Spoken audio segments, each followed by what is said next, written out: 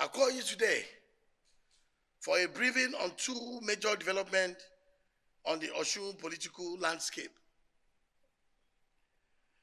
We have credible reports that a police signal has arrived in Osun directing immediate arrest of Accord party leaders.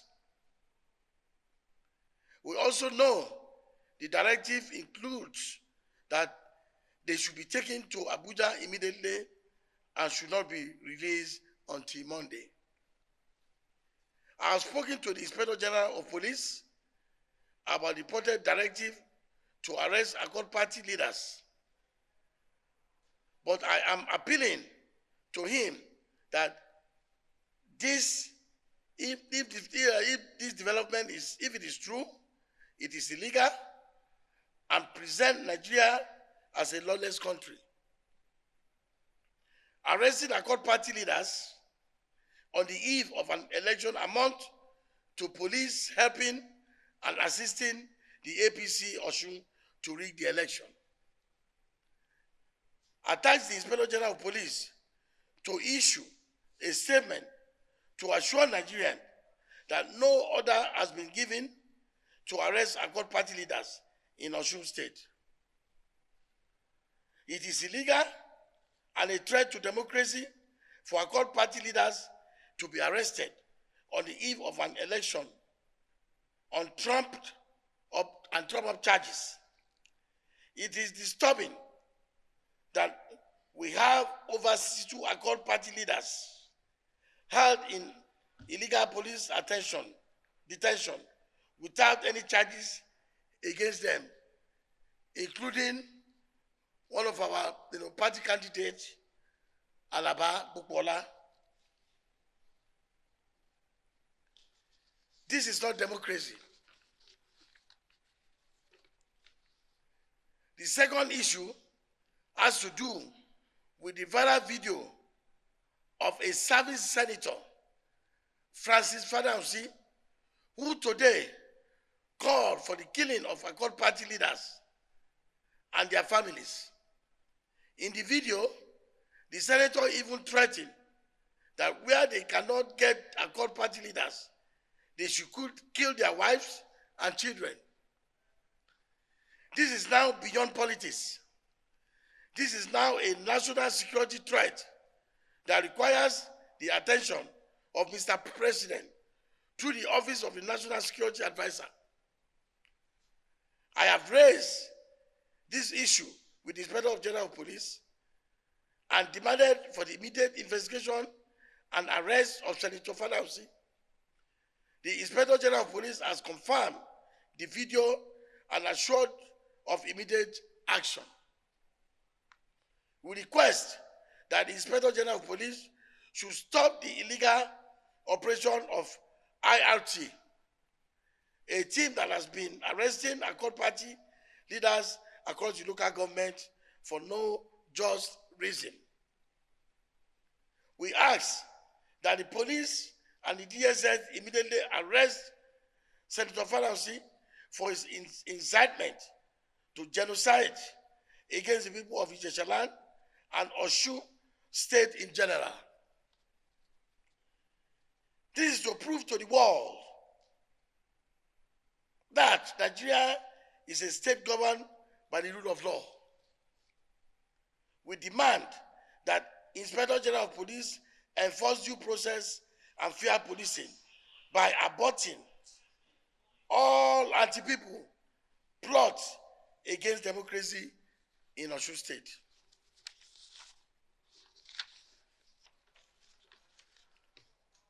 We finally request that the police and other security agencies should act in line with the rule of law and their oath of office before, during, and after this coming election. I thank you all for listening.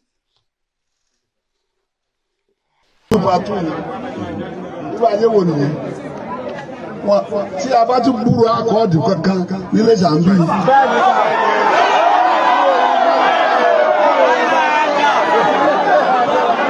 Ìbò tá a máa dì í. Ìbò ilé ẹ̀rí kọ́ọ̀dù ni o. Yàrá sọ́ọ̀tì níbi à. bàbá aṣọ a ní fìlà burúkú dáńdé fìlà yẹlò fìlà jẹ́ndìsì fìlà ẹranko ẹranko ló ń pààyàn. bẹ́ẹ̀ni. èló ló ti rí tí APC pa abẹ́yẹn yín kọ́ ní gbogbo àwọn tó ń pa yìí. so àti dé àti wá sọ fún yín títí dọjọ́ ìbò tí a bá rí wọn pípa ni o. àwa ìlú náà wò.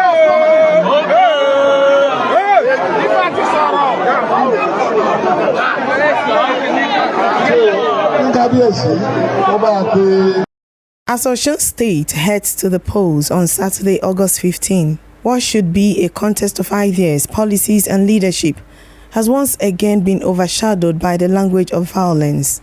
A viral video allegedly showing Senator Francis Fadahunsi, who represents Osun East Senatorial District, telling supporters to kill members of the opposition Accord Party, has triggered outrage and prompted the Osun State Police Command to invite the lawmaker for questioning. The police described the video as a matter of serious concern. Fadahunsi has denied inciting violence, describing the video as a deliberate misrepresentation of his comment.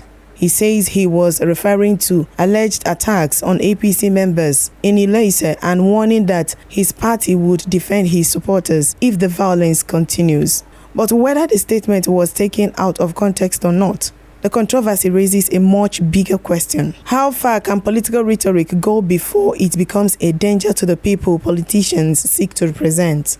Nigeria has seen this pattern before. 2023 general elections provided painful reminders of how political tension, inflammatory language, and violence can combine to threaten the electoral process. Data from the Armed Conflict Location and Event Data Project recorded 44 violent incidents involving INEC officers and staff between January 2021 and February 2023, with violence increasing as the election approached. Political violence has never been limited to election day. Campaign rallies, party meetings, and even social media have increasingly become spaces where opponents are portrayed not merely as political rivals, but as enemies. That is why the current situation in Osun deserves more than political finger-pointing. In May 2026, concerns were already being raised about increasingly dangerous political rhetoric ahead of the 2027 elections. One example cited was a call by NNPP chieftain Buba Galadima for voters to approach polling units with kerosene and bottle to defend their vote by whatever means necessary. Such statements, critics warned, could normalize the idea that political participation requires confrontation. The danger is that words spoken from a campaign platform do not remain on the platform. For an ordinary supporter, a statement from a senator, governor, party leader, or candidate can be interpreted as permission to act. In an environment where political loyalty is already deeply emotional, inflammatory language can quickly move from microphones to streets. And Osun has a particularly important lesson for Nigeria. The state is not simply choosing a governor. It is contesting whether political competition can remain democratic when the stakes are high and the emotions are intense. The police invitation to Fadahunsi is therefore significant. The issue should not be reduced to whether a particular politician belongs to the APC, Accord, or any other party. The central question should be whether anyone occupying public office can make statements capable of threatening citizens and expect such statements to go without scrutiny. The same standard must apply to everyone. If a politician from the ruling party makes an inflammatory statement, it should be investigated. If an opposition politician does the same, the response should be no different. Selective enforcement can be just as damaging as the inflammatory rhetoric itself because it creates the impression that a political connection undermines accountability. There is also another challenge: social media. A statement made at a rally in Ilesa can now reach millions of Nigerians within minutes. Videos can be edited, shortened, reposted, and stripped of context. That makes political communication even more dangerous and makes responsible speech even more important. The 2023 election cycle demonstrates how quickly online political narratives can deepen mistrust and polarization. Today, with artificial intelligence making it increasingly difficult to distinguish authentic recording from manipulation content, politicians and citizens have an even greater responsibility to verify information before reaching.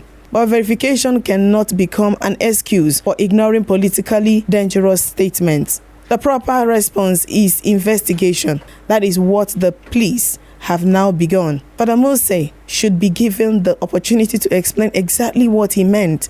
If the video was edited or taken out of context, the investigation should establish that. If the words amounted to incitement, the law should take its full course. What Nigeria cannot afford is for politicians to discover that violent rhetoric has no consequences until after violence has already occurred. Elections should produce winners and losers, not victims. The ballot paper should be more powerful than the bullet. Political disagreement should end at the polling booths, not become a justification for attacking another citizen. As Osun prepares for Saturday's election, the message from political leaders should therefore be simple. Mobilize voters, not violence. Challenge opponents, not their lives. Win elections with persuasion, not intimidation. The real test of Osun's democracy will not only be who wins the election, it will be whether the people can vote without fear. Let me get your take. Drop them on the comment section. Don't forget to like, share, and subscribe, as well as to turn on the notification bell so you'll be the first to get our videos as they drop. Till next time, stay informed and stay connected.